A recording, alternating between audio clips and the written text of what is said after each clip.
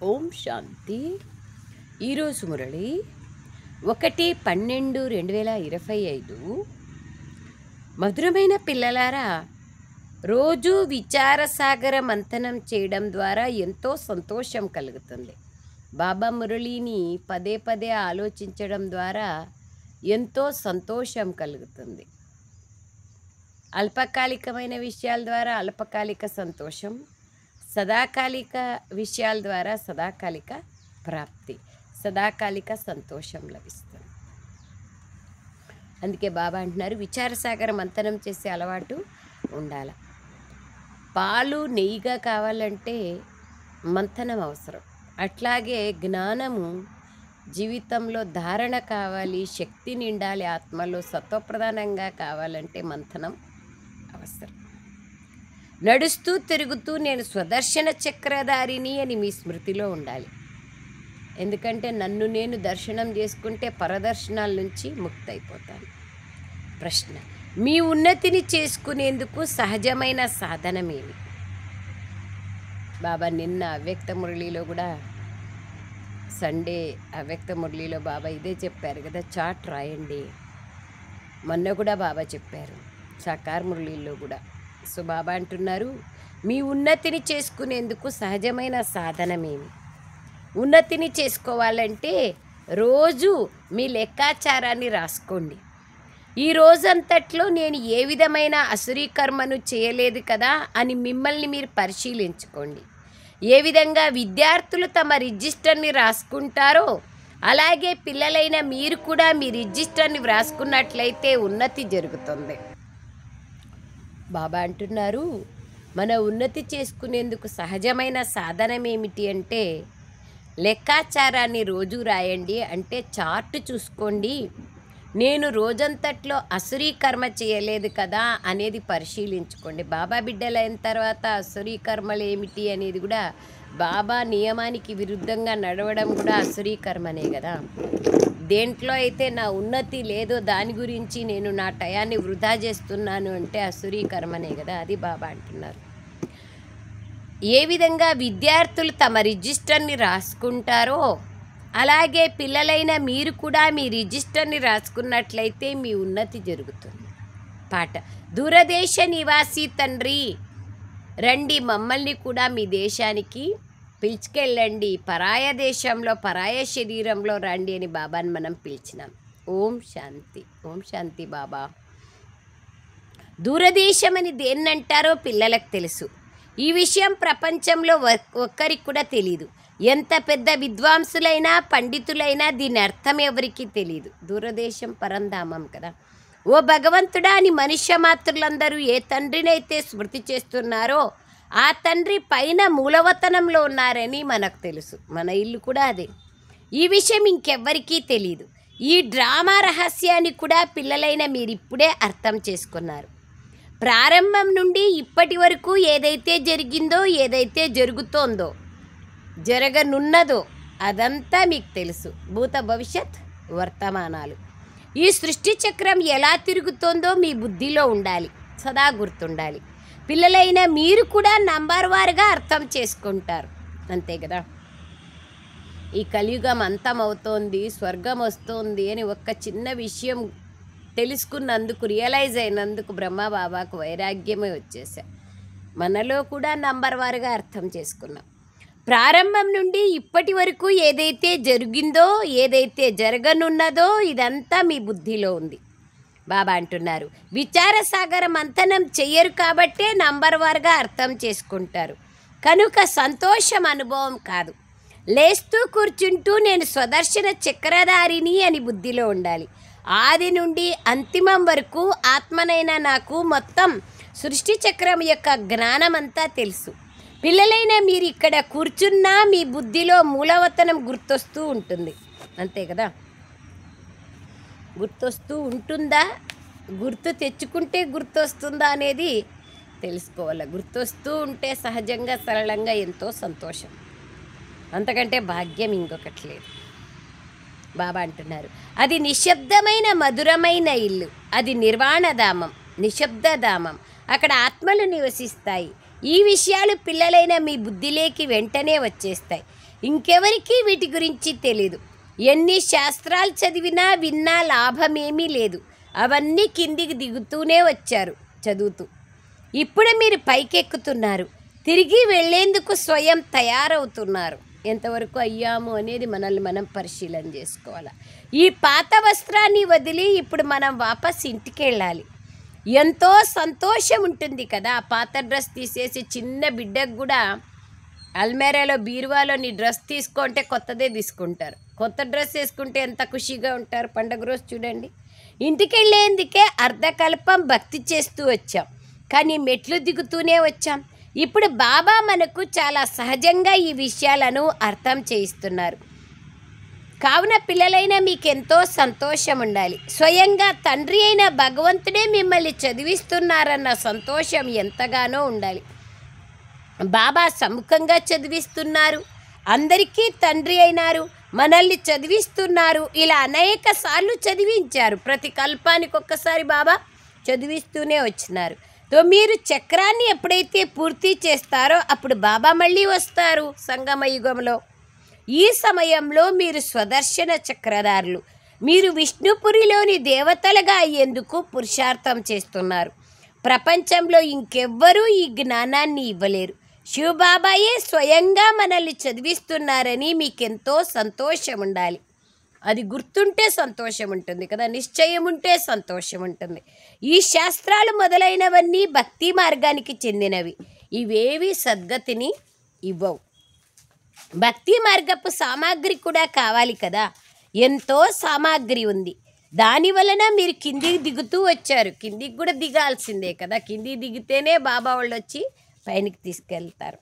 ఎక్కడెక్కడో తిరుగుతూ ఉండేవారు, ఇప్పుడు శాంతిగా కూర్చున్నారు. మీరు భ్రమించడం నుంచి ముక్తులయ్యారు. ఆత్మలను పవిత్రంగా తయారు చేసేందుకు ఇంకొద్ది సమయం మాత్రమే మిగిలి ఉంది. సంగమయుగంలోనూ చిట్ట చివరి గడియల్లో ఉన్నాం. బాబా మళ్ళీ ఆ దారిని చూపిస్తున్నారు.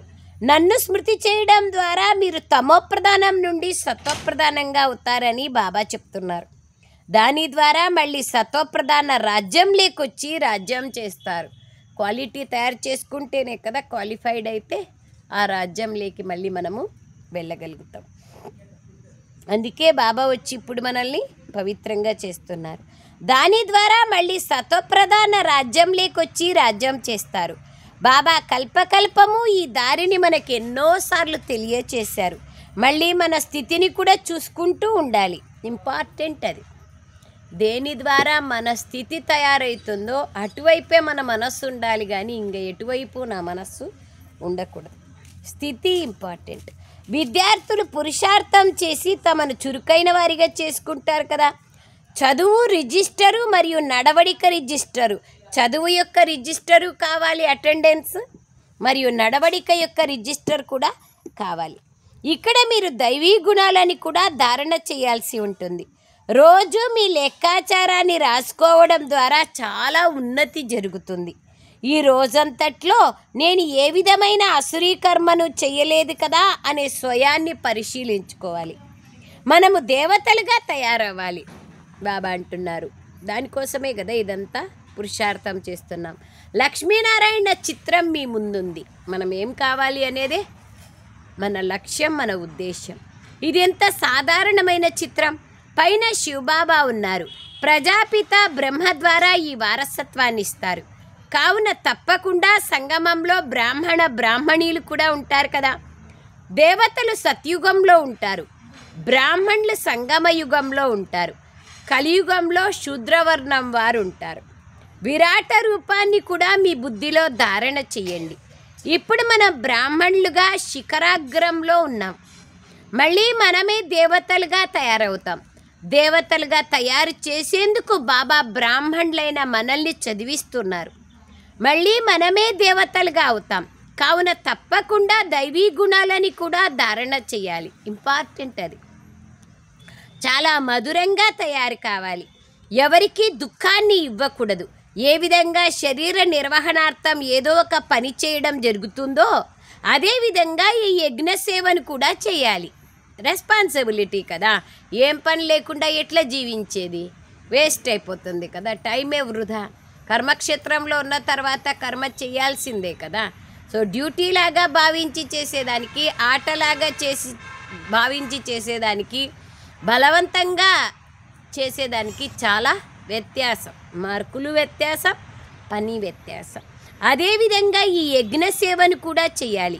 ఎవరైతే అనారోగ్యం అవుతారో, సేవ చేయలేకపోతారో వారి సేవ కూడా చేయాల్సి ఉంటుంది.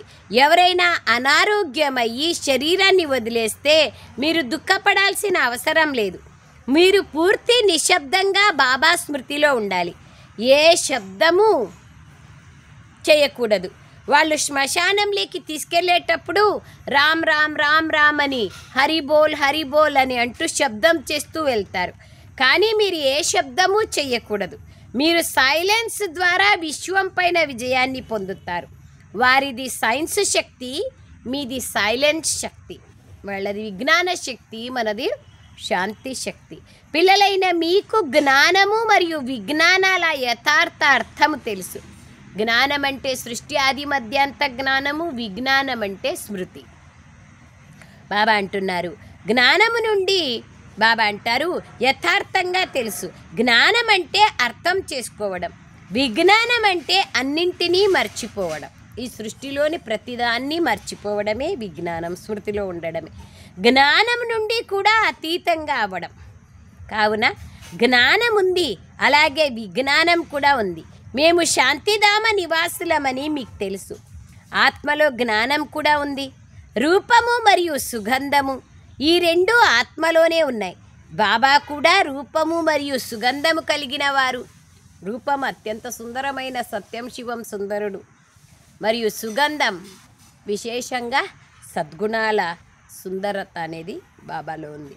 బాబాకు రూపము ఉంది, వారిలో మొత్తం సృష్టి చక్ర జ్ఞానము ఉంది. వారు విజ్ఞాన భవనం అని పేరు పెట్టారు. మామూలుగా గల్లీ వీధుల పేర్లు పెడతారు, భవనాల పేర్లు పెడతారు. అట్లా ఢిల్లీలో విజ్ఞాన భవనం అని పెట్టారు. కానీ దాని అర్థం ఎవరికీ తెలియదు. ఈ సమయంలో విజ్ఞానం వల్ల సుఖం ఉంది, అల్పకాలికమైన సుఖం. దుఃఖం కూడా ఉంది. ఏరోప్లేన్లో వెళ్తే 2 దినాలు ప్రయాణం చేసేది 2 గంటల్లో చేరుకుంటాం. అంతే, ఏడన్నా ఇబ్బంది అయిందంటే అందరూ స్వాహ అయిపోతారు. సో అంతే సుఖము ఉంది, అంతే దుఃఖము ఉంది. అక్కడ సుఖమే సుఖం ఉంటుంది సత్యుగంలో. ఇక్కడ అల్పకాలికమైన సుఖం ఉంది, మిగిలినదంతా దుఃఖమే దుఃఖం. ఇంట్లో మనుషులు ఎంత దుఃఖితులుగా ఉంటారు. చనిపోతే ఈ దుఃఖ ప్రపంచం నుండి దూరం అవుతామని భావిస్తారు. బాబా మనల్ని స్వర్గవాసీలుగా తయారు చేసేందుకు వచ్చారని ఇప్పుడు పిల్లలైన మీకు తెలుసు. మరి మీలో ఎంత తపన ఉండాలి.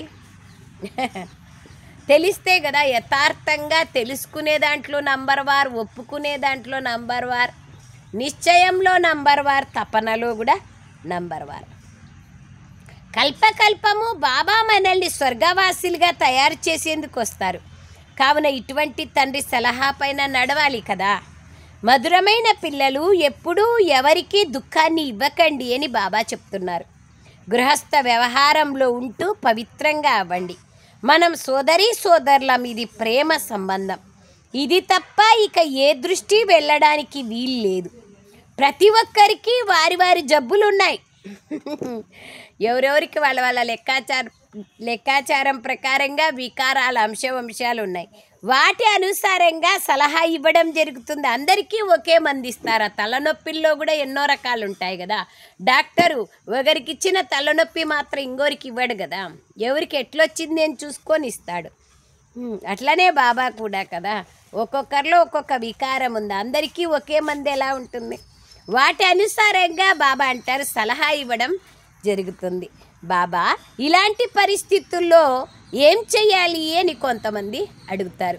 బాబా అంటున్నారు ఇలాంటి పరిస్థితుల్లో ఏం చేయాలని అడిగితే బాబా అంటారు పరిస్థితులైతే వస్తూ ఉంటాయి కదా పిల్లలారా. సోదరీ సోదరుల దృష్టి ఎప్పుడూ అసభ్యంగా ఉండకూడదు.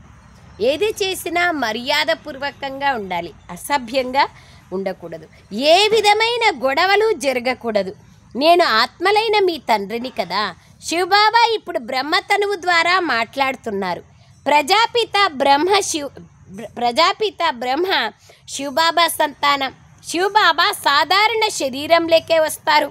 విష్ణువు సత్య త్రేతాయుగాలలో రారు కదా. విష్ణువు ఎక్కడుంటారు? సత్యత్రేతాయుగాల్లో విష్ణువు అంటే ఏమిటి? లక్ష్మీనారాయణ కంబైన్ స్వరూపం కదా. సత్యత్రేతాయుగాల్లోనే ఉంటారు.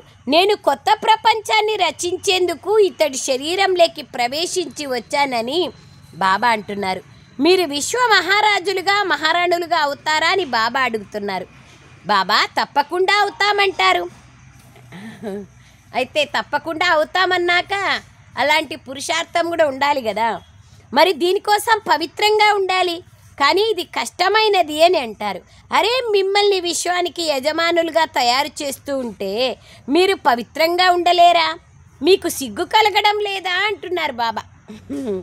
అసభ్యమైన పనులు చెయ్యకండి అని లౌకిక తండ్రి కూడా అర్థం చేయిస్తారు. మధురమైన పిల్లలు, మీరు దీనిపైన విజయాన్ని పొందాలి, అపవిత్రత పైన విజయాన్ని పొందాలి. నేను వచ్చిందే మిమ్మల్ని పవిత్రంగా చేయడానికి. పిల్లలైన మీకెంతో మంచి చెడు తప్పు ఒప్పులను గుర్తించే తెలివి ఉంది. బాబా ఇచ్చే జ్ఞానం ద్వారా ఇది మనకు లభించింది. ఈ లక్ష్మీనారాయణలుగా తయారవ్వడమే మీ లక్ష్యం. స్వర్గవాసులలో దైవీ గుణాలున్నాయి, నరకవాసులలో అవగుణాలున్నాయి. ఇప్పుడు రావణ రాజ్యం ఉంది, ఇది ఎవరికీ తెలీదు. రావణుణ్ణి ప్రతి సంవత్సరము కాల్చుతారు. అతడు శత్రువే కదా, శత్రువైనప్పుడే కాలుస్తారు. కావుననే అతన్ని కాల్చుతూ ఉంటారు, కానీ అసలు అతడు ఎవరో కూడా తెలియదు. రావణుడు రామునికి శత్రువు, కానీ మనకెందుకు శత్రువు అనే విషయం ఎవరికి తెలియదు. రావణుడు అంటే ఎవరు? రావణుడంటే సంస్కృతంలో అర్థం రుళ అనేవాళ్ళ, అంటే ఏడిపించేవాళ్ళు. ఏడిపించేది మనలోని వికారాలే కదా. అదే బాబా అంటున్నారు, రావణుడి గురించినే తెలియదు ఎవరికి. ఇప్పుడు మనం అందరం రావణ రాజ్యంలో ఉన్నాం, కావున తప్పకుండా అందరము అసురులమే. బాబా బిడ్డలు కాలేదంటే అసురులమే కదా. బాబా బిడ్డలైనాక బ్రహ్మజ్ఞానం ద్వారా బ్రాహ్మణులయ్యాం, కానీ ఎవరూ తమని తాము అసురులుగా భావించరు. ఇదంతా ఒక రాక్షస రాజ్యమని చాలామంది అంటూ ఉంటారు. యథా రాజారాణి తథా ప్రజ. కానీ మనుషులకు ఈ కాస్త తెలివి కూడా లేదు. రామరాజ్యం ఎక్కడుంటుంది, రావణ రాజ్యం అంటే ఏమి అని. ఇప్పుడు మీరు సర్వగుణ సంపన్నులుగా తయారవుతున్నారు. మందిరాల్లోకి వెళ్ళి దేవతలకు పూజలు చేసే నా భక్తులకు ఈ జ్ఞానాన్ని వినిపించండి అంటారు బాబా. శివుని మందిరంలో, లక్ష్మీనారాయణ మందిరంలో వెళ్ళి నా భక్తులకు వినిపించండి అంటారు. మందిరాల్లో మీకు చాలామంది భక్తులు దొరుకుతారు. వారి నాడిని కూడా చూడాల్సి ఉంటుంది. ఇష్టం లేని వాళ్ళకి, ఇంట్రెస్ట్ లేని వాళ్ళ జ్ఞానం చెప్తే ఏం లాభం? డాక్టర్లు రోగిని చూడగానే ఏ జబ్బు ఉందో వెంటనే చెప్పగలరు. అలా ఢిల్లీలో ఒక వైద్యుడు చాలా ప్రసిద్ధి చెందాడు. అంటే హస్తగుణం బాగుంది, చేయితో పట్టుకొని చూస్తానే చెప్తారు. అట్లా డాక్టరు ఢిల్లీలో ఒకరున్నారు. తండ్రి మిమ్మల్ని 21 జన్మలకు సదా ఆరోగ్యవంతులుగా సంపన్నులుగా తయారు చేస్తున్నారు. ఇక్కడ అందరూ రోగులే మరియు అనారోగ్యం ఉంది. ఆత్మకు అనారోగ్యం ఉంది, శరీరానికి. అక్కడ అసలు రోగం అనేదే ఉండదు. మీరు సదా ఆరోగ్యవంతులుగా సంపన్నులుగా తయారవుతారు. మీరు మీ యోగ బలం ద్వారా కర్మేంద్రియాలపైన విజయాన్ని పొందుతారు. మిమ్మల్ని కర్మేంద్రియాలు ఎప్పుడూ మోసగించలేవు సత్యుగంలో. ఇక్కడైతే అప్పుడప్పుడు మోసం చేస్తూనే ఉంటాయి కదా కర్మేంద్రియాలు. కర్మేంద్రియాల జీత అయిపోయినామంటే విశ్వరాజ్యాధికారి అయిపోయినట్లే. ఇక్కడే మీరు వికారాలపైన విజయాన్ని పొందుతారు. అక్కడ చెడు దృష్టి ఉండనే ఉండదు. రావణ రాజ్యమే లేదు సత్యుగంలో. అక్కడ అహింసాత్మకమైన దేవీ దేవత ధర్మం ఉంటుంది. సత్యుగంలో ఒకే ధర్మం ఉంటుంది, హింస యొక్క మాటనే ఉండదు అక్కడ.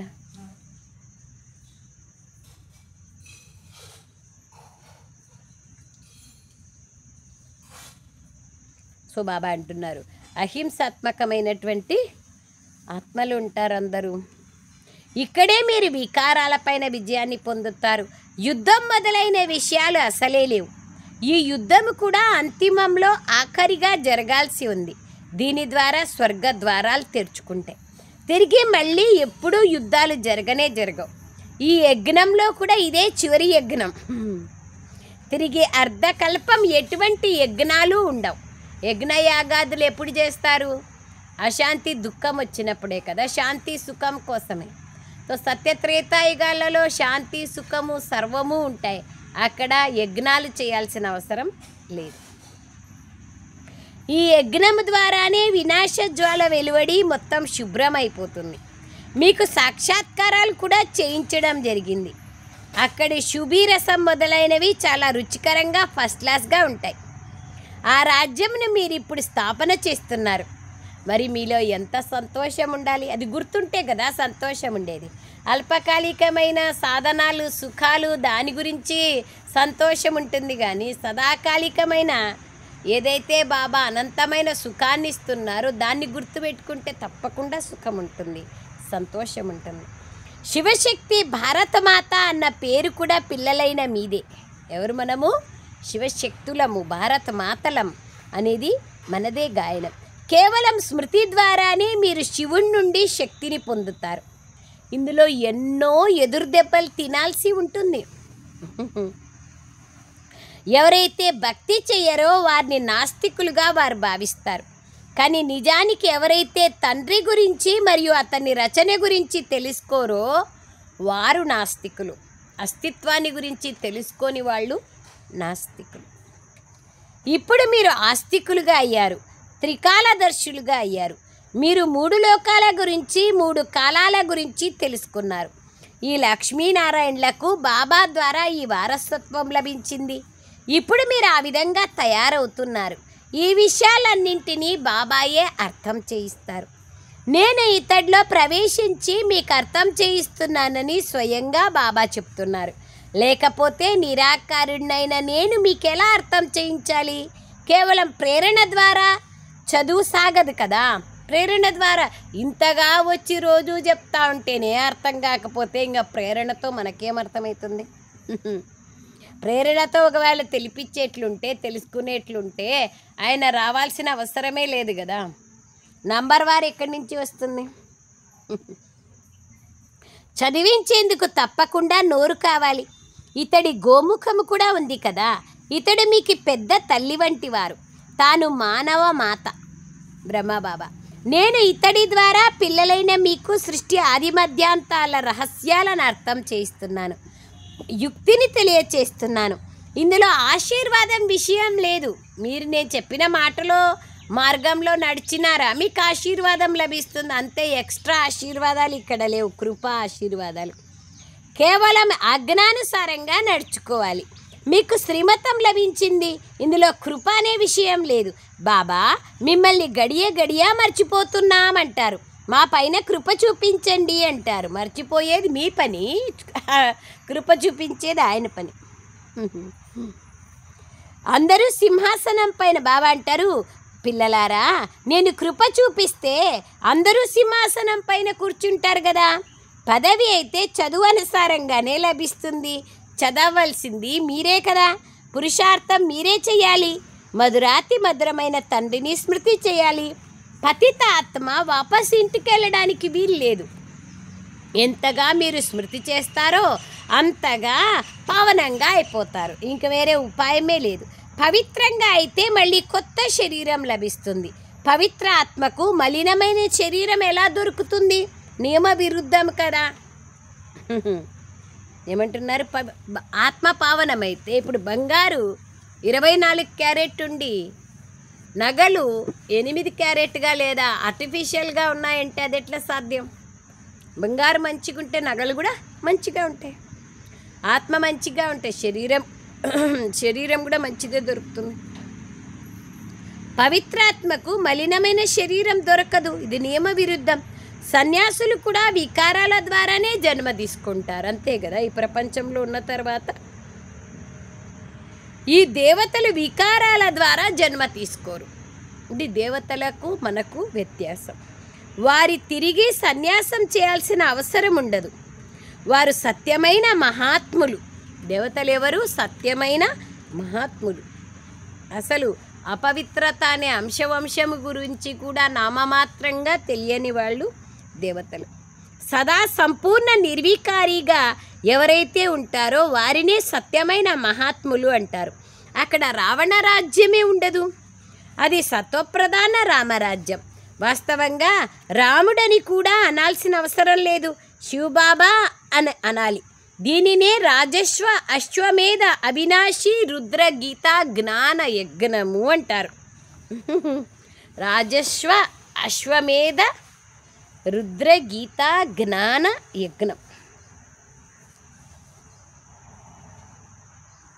రాజ్యాన్ని పొందింపచేసే మన అశ్వాన్ని స్వాహా చేసేటువంటి అవినాశి అయిన రుద్రుడు చెప్పిన సత్యమైన గీతా జ్ఞాన యజ్ఞం. రుద్రుడని అన్నా శివుడన్నా ఒకటే, కృష్ణుని పేరు లేదు. శివబాబా వచ్చి జ్ఞానాన్ని వినిపించి తిరిగి రుద్రయజ్ఞాన్ని రచిస్తారు. దానికి వారు మట్టి శివలింగాలు తయారు చేసి శాలిగ్రామాలను తయారు చేసి పూజిస్తారు. వాటికి పూజ చేస్తారు, మళ్ళీ వాటిని ఏం చేస్తారు? ముంచేస్తారు. బాబా దేవతల ఉదాహరణ కూడా ఇస్తారు. దేవతల్ని తయారు చేస్తారు, అలంకరిస్తారు, వేలు రూపాయలు పెట్టి తెస్తారు, అలంకరిస్తారు. 3 రోజులు, 5 రోజులు, 15 రోజులు, 11 రోజులు ఉంచుతారు. లక్షల కోట్ల రూపాయలు దానికి ఖర్చు చేస్తారు. మళ్ళీ తీసుకుపోయి నీళ్ళలో ముంచేస్తారు. తినిపించి తాగించి పూజ చేసి తిరిగి నీటిలో ముంచేస్తారు. అలాగే శివబాబా మరియు శాలిగ్రామాలను కూడా చాలా ప్రేమతో మరియు శుద్ధంగా పూజిస్తారు, నీటిలో ముంచేస్తారు. ఇదంతా భక్తి మార్గం యొక్క విస్తారం. ఎంతగా బాబా స్మృతిలో ఉంటారో అంత సంతోషం ఉంటుంది. ప్రతిరోజు రాత్రి మీ లెక్కాచారాలను చూసుకోవాలి. నేను ఏ తప్పు చేయలేదు కదా అని మీ చెవులు మీరే పట్టుకోవాలి. వేరే వాళ్ళు పట్టుకుంటే వినే కాలం పోయింది కదా, అందుకని మన చెవులు మనమే పట్టుకోవాలి. బాబా, ఈరోజు నా వల్ల ఈ తప్పు జరిగింది, నన్ను క్షమించండి అని బాబాని అడగాలి. నాకు నిజం చెప్పడం ద్వారా మీ పాపంలో అర్ధభాగం సమాప్తమైపోతుంది అంటారు బాబా. బాబా మీ ముందు కూర్చున్నారు కదా, మీ కళ్యాణం చేసుకోవాలని అనుకుంటే శ్రీమతం పైన నడవండి. మీ లెక్కాచారాలను రాయడం ద్వారా ఎంతో ఉన్నతి జరుగుతుంది. ఇందులో ఖర్చేమీ లేదు కదా. ఉన్నత పదవిని పొందాలంటే మనసా వాచా కర్మణ ఎవ్వరికీ దుఃఖాన్ని ఇవ్వకూడదు. ఎవరన్నా ఏమన్నా అంటే విననట్లుగా ఉండాలి. దీనికోసం పురుషార్థం చేయాలి. పిల్లలైన మీ దుఃఖాలను దూరం చేసి మీకు సదా సుఖాన్నిచ్చేందుకే బాబా వచ్చారు. కావున పిల్లలు కూడా అలా అవ్వాలి. మందిరాలలో చాలా బాగా సేవ జరుగుతుంది. అక్కడ ధార్మిక మనుష్యులు చాలామంది మీకు దొరుకుతారు. ఎంతోమంది ప్రదర్శనలో మీ వద్దకు వస్తారు. బాబా అంటున్నారు, సేవ చేయడానికి ఉపాయాలు చెప్తున్నారు బాబా. మందిరాల్లో మీకు చాలామంది దొరుకుతారు, అక్కడికి వెళ్ళి మీరు సేవ చేయొచ్చు అంటున్నారు. వచ్చే జాగాలో పోయి సేవ చేస్తే కూడా ఎంతో పుణ్యం కదా. ఎంతోమంది ప్రదర్శనలో మీ వద్దకు వస్తారు. ప్రొజెక్టర్ కన్నా ప్రదర్శిని మరియు మేళల్లో సేవ ఎక్కువగా జరుగుతుంది. మేళల్లో ఎంతో ఖర్చు అవుతుంది, కానీ దానివల్ల ఎంతో లాభం కూడా ఉంది కదా. ఎంతో లాభం ఉంది కదా, అనేక మంది తెలుసుకుంటారు, నంబర్ వారుగా తయారవుతారు. अच्छा, मीठे मीठे सिखलदे बच्चों प्रति माता पिता बाप दादा का याद प्यार और गुड मॉर्निंग. रूहानी बाप की रूहानी बच्चों को नमस्ते. हम रूहानी बच्चों की रूहानी माता पिता बाप दादा को याद प्यार गुड मॉर्निंग और नमस्ते नमस्ते नमस्ते. बाबा नमस्ते. थैंक यू बाबा. सारांश, తప్పొప్పులను అర్థం చేసుకునే బుద్ధి బాబా మనకిచ్చారు. ఆ బుద్ధి ఆధారంగా దైవీ గుణాలను ధారణ చేయాలి. ఎవరికీ ఎటువంటి దుఃఖాన్ని ఇవ్వకూడదు. పరస్పరం సోదరీ సోదరుల సత్యమైన ప్రేమ ఉండాలి. ఎప్పుడూ చెడు దృష్టి ఉండకూడదు. సెకండ్ పాయింట్, బాబా ఇచ్చే ప్రతి డైరెక్షన్ పైన నడుస్తూ బాగా చదువుకుంటూ మీ పైన మీరే దయ చూపించుకోవాలి. మీ ఉన్నతి కోసం మీ లెక్కాచారాల పత్రాన్ని రాయాలి, చార్ట్ రాయాలి. ఎవరన్నా ఏమన్నా అంటే విననట్లుగా ఉండాలి. దాని గురించి అంత ఆత్మాభిమానిగా ఎవరున్నారు? వరదానం, ఈశ్వరీయ రాయల్టీ సంస్కారాల ద్వారా ప్రతి ఒక్కరి విశేషతలను వర్ణన చేసే పుణ్యాత్మలుగా కండి. ఈశ్వరీయ రాయల్టీ సంస్కారాల ద్వారా ప్రతి ఒక్కరి విశేషతలను వర్ణన చేసే పుణ్యాత్మలుగా కండి. సదా స్వయంని విశేష ఆత్మగా భావిస్తూ ప్రతి సంకల్పమును లేక కర్మను చేయడం మరియు ప్రతి ఒక్కరిలో విశేషతని చూడడం, వర్ణన చేయడం, సర్వుల పట్ల విశేషంగా తయారు చేయాలి. సర్వుల పట్ల విశేషంగా తయారు చేయాలనే శుభ కళ్యాణ భావనను ఉంచడం, ఇదే ఈశ్వరీయ రాయల్ ఆత్మల యొక్క కర్తవ్యం. ఇతరుల ద్వారా వదిలివేయబడే విషయాలను స్వయంలో ధారణ చేయకూడదు. ఇది రాయల్టీ కాదు. వేరే వాళ్ళ ఇంట్లో ఉండే చెత్త మనం తీసుకుంటామంటే ఏమర్థం? చెత్త బుట్టలు వాళ్ళు లేదా మున్సిపాలిటీ వాళ్ళు కాదు కదా. కావున ఎవరి బలహీనతలు లేదా అవగుణాలైనా చూసే నేత్రము సదా మూయబడి ఉండాలి. ఈ అటెన్షన్ సదా ఉండాలి. పరస్పర గుణదానం చెయ్యండి. స్నేహము సహయోగాల పుష్పాలను ఇచ్చిపుచ్చుకోండి. అప్పుడు పుణ్యాత్మలుగా అయిపోతారు. స్లోగన్: వరదానం యొక్క శక్తి పరిస్థితి రూపి అగ్నిని కూడా నీళ్ళులాగా మార్చేస్తుంది. వరదానంలో అంత శక్తి ఉంది. పరిస్థితులు సమాప్తమైపోతాయి. అవ్యక్త ప్రేరణ. ఇప్పుడు సంపన్నంగా మరియు డిసెంబర్ నెల వచ్చింది కదా, తో బాబా అంటున్నారు ఇప్పుడు అవ్యక్త ప్రేరణ మారింది. విదేహీ స్థితి, అశరీరీ స్థితిని మారి ఇప్పుడు సంపన్నంగా మరియు కర్మాతీతంగా అవ్వాలనే ధుని ఉండాలి. చింత. నిరాకారి స్వరూపం యొక్క ముఖ్య శిక్షణ యొక్క వరదానం కర్మాతీత భవ. ఆకారి స్వరూపము లేదా ఫరిస్తా స్థితి యొక్క వరదానం డబల్ లైట్ భవ. డబల్ లైట్ అనగా సర్వ కర్మబంధనాల నుండి తేలికగా ఉండేవారు, మరియు లైట్ అనగా సదా ప్రకాశ స్వరూపంలో స్థితులై ఉండేవారు. ఇలా డబల్ లైట్గా ఉండేవారు సహజంగానే కర్మాతీత స్థితిని ప్రాప్తి చేసుకోగలరు. కనుక ఇప్పుడు సేవల్లోకి వస్తూ నేను సంపన్నంగా మరియు కర్మాతీతంగా అవ్వాల్సిందే అన్న ధునిలో ఉండండి. బాబా అంటున్నారు సేవలో ఉండండి, కానీ డబల్ లైట్గా కాండి, కర్మాతీత స్థితిని పొందండి. అచ్చా. ఓం శాంతి బాబా. ఓం శాంతి. Thank you Baba.